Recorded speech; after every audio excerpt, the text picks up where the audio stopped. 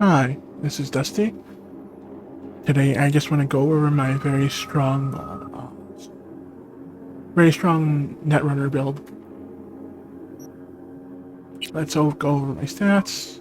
I'm at level 60, and the stats I went with are 20 body, 10 reflex, 20 technical, 16 intelligence, and 15 cool. As far as my perk goes, these are the regen related perks that I went with, because during my overclock phase, when my health is converted into RAM, the faster the RAM recovers, or the more regen I have, the faster I could get RAM back during my overclock phase. Then we have my adrenaline tree. This is mostly to protect my health during the overclock phase, since I'm using my health to do more quick hacks at once. It can get pretty dangerous if I don't have that shield up. And while I do have adrenaline active, I can't have my movement crippled, so I could always dash jump away from an opponent if if I need to get some distance. As for my reflex tree, this is only to achieve the ability to dash. Getting air dash is a slight waste, and even getting tailwind is even less so, or even more so rather. As you can see, dash allows you to move very quickly. If you dash jump, you can traverse around very quickly, and if you want to travel long distances, the double jump is perfect for that. So yeah. So very little point in getting reflex above 9 or up to 15. No point in getting reflex there. Anyways, on to technical. These perks are to get your healing item back faster, or let it recharge faster, because the faster it recharges, the more health you can have, which could be used as RAM when overclocked. And then this is the cyberware related tree. This is so you could have a very high capacity, so you could wear all the cyberware you want. While upgrading your cyberware, you could use this particular perk in particular to target specific bonuses, which I'll showcase later. Oh, not showcase, but I'll show what it helped me do later. Then we have the cool tree. You only need these 3 particular skills to make guns like the Lexington really strong. In particular, the Lexington X Mod 2, which I personally believe is one of the strongest guns in the game. Then we have the crouch sprint tree. This is mostly to mitigate damage while crouching, and to stealth around when crouch sprinting. So, as I crouch, if I sprint, I'll activate optic camo.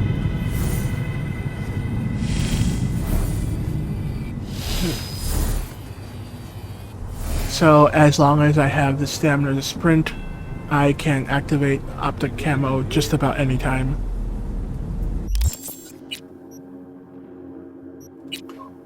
And that's that. Then we have the relic.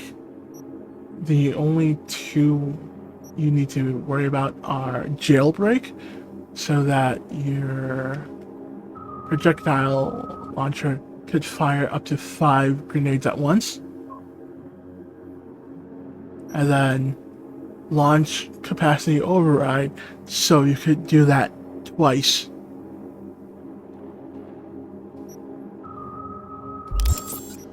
Okay, over to the items, or the weapons.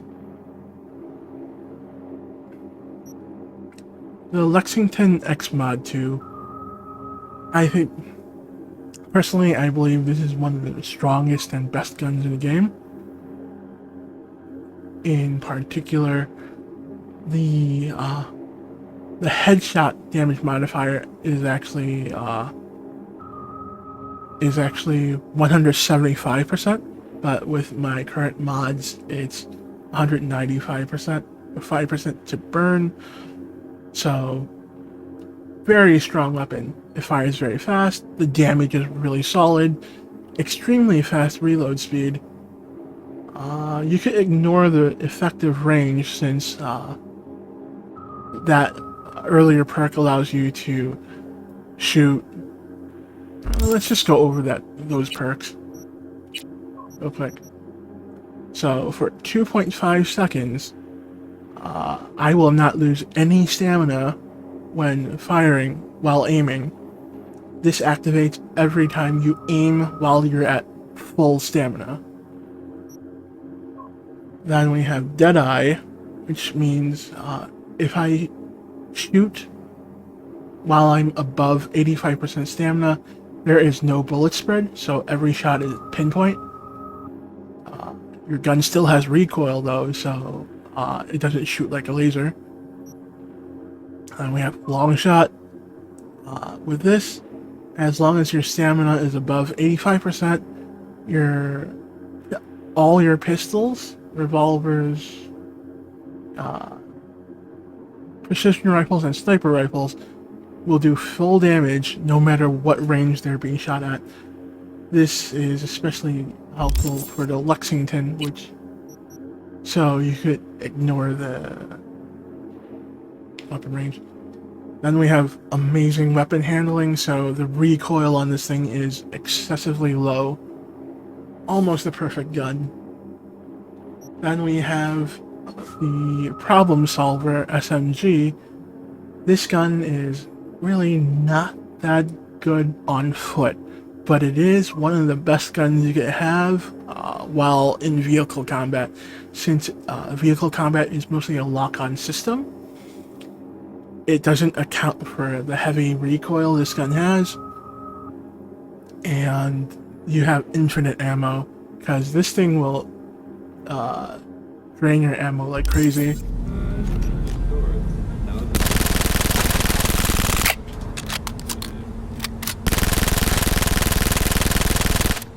So, yeah. Fantastic for vehicle combat. Then, no stats to these except for the headpiece, which is 10% quick hack upload time. Then we go over to Cyberware. This particular piece is also 6 RAM and also more upload speed, so 33% faster upload speed because of the headpiece and this piece. Anyways, I'm running the Netrunner Rippler. This is so I have 12 additional RAM, 40% more quick hack damage if I add any non-combat quick hack after a combat quick hack. So this combined with this is 60% quick hack damage for control, covert, or distract quick hacks before your combat quick hack. And then with this particular cyber deck, you can cast a covert or a control So you sandwich the combat quick hack between the two control quick hacks to do 100% more quick hack damage. And then while someone is infected with a control quick hack, they're going to receive 15% more weapon damage. So makes the Lexington even stronger. Then we have the eyepiece, which increases my crit by 35%, along with this particular piece, which grants me up to 30% more crit chance based on how far the opponent is. Combined with my natural 11, it gives me up to 76% chance to crit, or rather up to 76% chance to crit. Mostly it's above 50%, but it can go up to, or up to 76%. Don't worry about this particular piece. You'll get that in Phantom Liberty. There's no way to not get it in Phantom Liberty. Anyways, these two particular pieces, they're mostly just stat pieces. Mostly to the Smart Link is mostly for the 2 additional RAM, but also every single piece has that RAM regen from neutralizing an opponent. You'll see here, there, there, there, there, there, there,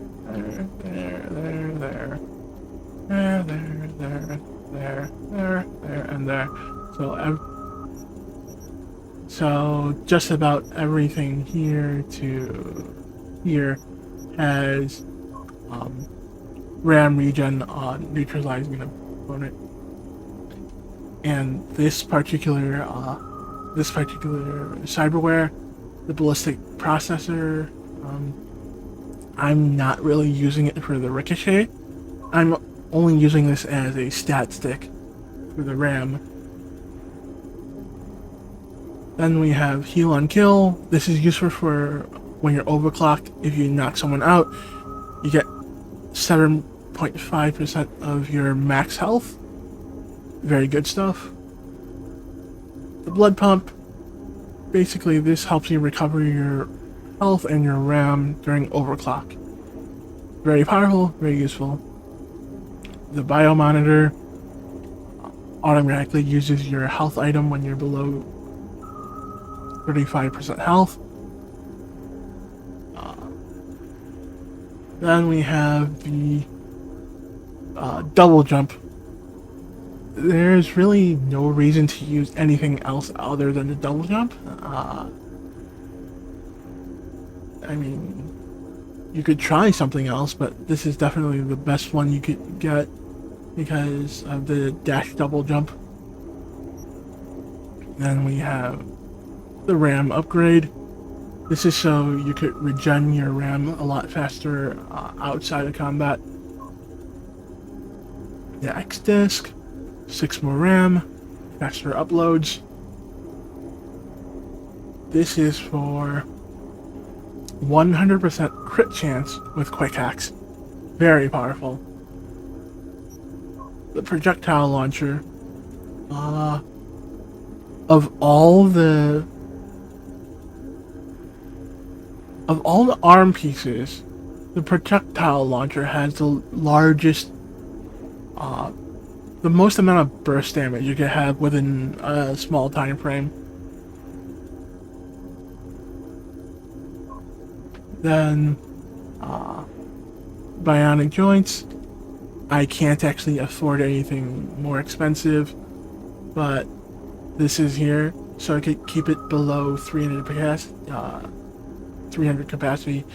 Speaking of which, this is supposed to be 291, but sometimes the game doesn't register the the cost for the ARM piece. So slight error there. It's supposed to be $2.99. Then we have the Epimorphic Skeleton for 15% more max health. Very useful when you're overclocked. More health means more RAM. The RAM recoup. The more you get hurt in combat, the more RAM you get back. So the higher the difficulty, the more useful this particular piece is. These two pieces, they're not important. They're only there because they have really low RAM cost, and they're used for the RAM regen.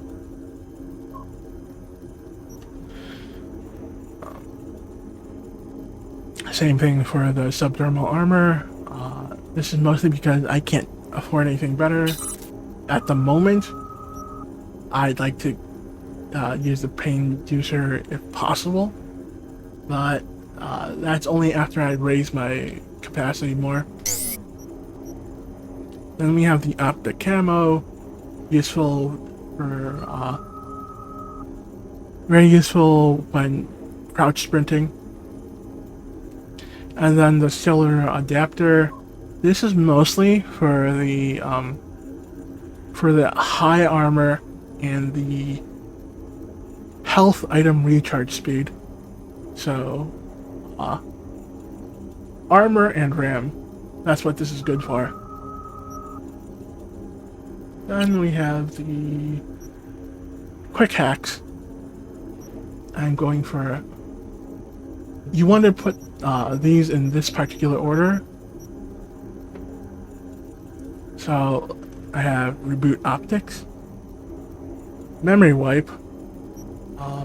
Basically, if I go memory wipe, reboot optics, and then sonic shock, it will knock out an opponent, but not entirely reliably. But the option is there if you want it. Then we have contagion, which is basically a bomb primer, and then overheat, which is a bomb detonator. So this is to put the bomb on the opponent. This is just to detonate that bomb. Synapse burnout. This is your heavy hitter. Basically, the more RAM you use, the stronger this particular quick hack is. So it can be very weak if you use this alone, but if you use a lot of quick hacks at once, this will become one of the strongest quick hacks in the game. Cyberware malfunction. This could stack up to 8 times. This is particularly helpful because every time, for every stack, short circuit will increase its damage by 25%. It's only 10% if this is the normal version, but this is the iconic version. So for every stack of these, this will go up by 25%. So if you can stack it up to 7 times, you get 175% more damage from this particular quick hack. So this is the second strongest quick hack in the game. Then we have the sonic shock. If you don't have the iconic version, you're going to run the tier 3 or the tier 4 version, but you don't want to use the tier 5 version ever because it has a cost of 6, as opposed to the iconic version, which has a cost of 2. And And yeah, let's see. Because it's placed in this particular order, it's actually reversed when you actually target an opponent. Let's see. As you can see, Sonic Shock is first, Short Circuit is second, Cyberware Malfunction is third, Overheat is fourth, Contagion fifth. No, fifth, sixth, seventh, eighth. So, you need to put this in the reverse order of where you want these to be. Anyways, I guess that's it for this video. Thank you very much for watching. I'll see you guys next time.